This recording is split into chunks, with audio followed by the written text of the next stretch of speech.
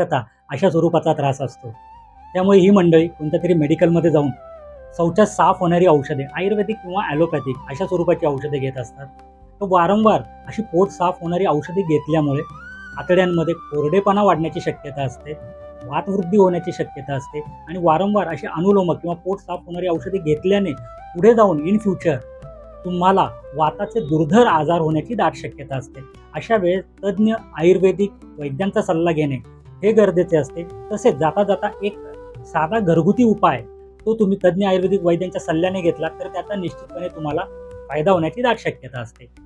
आतड्यांना कोरडेपणा येऊ नये याच्यासाठी हिरडा, बेहडा आणि आवळा 1, 2, 4 या समप्रमाणात ते मिश्रण एकत्रित करून घ्यावे आणि रात्री झोपताना 1 ते 2 चमचे स्वतःच्या पोठ्यानुसार ते तूप साखरेबरोबर घ्यावे.